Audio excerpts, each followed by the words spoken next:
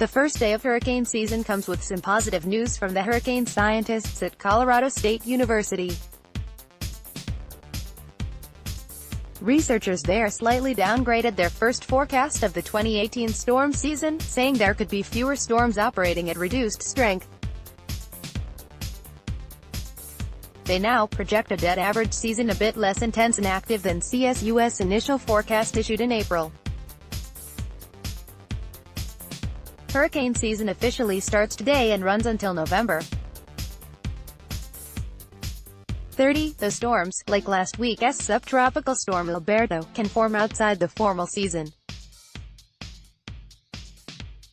In the latest seasonal outlook released Thursday, researchers with CSUS Tropical Meteorology Project predicted the 2018 season will have a total of 14 named storms, 6 hurricanes and 2 major hurricanes, which are storms Category 3 or higher with wind speeds of at least 111 miles per hour.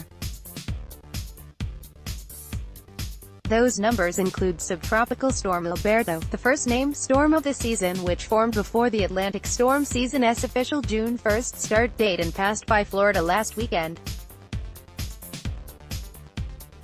Related, the Times 2018 Hurricane Gideon average year generates about 12 named storms, 6.5 hurricanes and 2 major hurricanes. It has a slight drop from CSUS April forecast, which suggested the season could be a bit more active than average. In its initial outlook, the university predicted the season could generate 14 named storms, 7 hurricanes and 3 majors.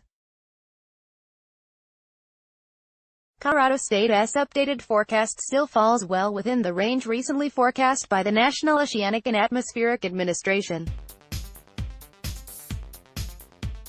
Previous coverage, NOAA predicts 10 to 16 named storms this hurricane season. Last week, NOAA predicted the Atlantic Ocean will produce 10 top 16 named storms, 5 to 9 hurricanes and 1 to 4 major hurricanes.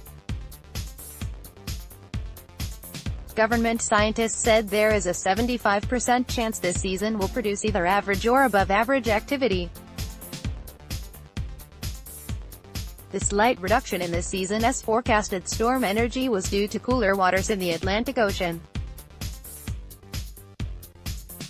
The water was 1.5 degrees Celsius cooler than last year, according to the forecast's lead author, Phil Klotzbach, and the coldest it has been in late May since 1994. Hurricanes feed off warm water, while cold waters stifle hurricane development. The water is cooler because strong winds over the Atlantic are churning up cooler water from the depths. The cooler water, in turn, keeps the winds high. We're kind of locked into that pattern, Klotzbach said. What remains uncertain is if an El Niño will develop. El Niño, which is another name for warmer than average water in the tropical Pacific Ocean, creates strong wind over the tropical Atlantic. That wind shears apart storms before they can develop into dangerous cyclones. Right now, Klotzbach said, there is no El Niño, which leaves the door open for storm development. If there were a decent El Niño coming down, we'd probably predict like 3 hurricanes, he said. 2018 Tampa Bay Times Hurricane Guide, 5 lessons from IRMACHARLIE Frago, How to barely survive a week without power. Colleen Wright, I took shelter from Irma.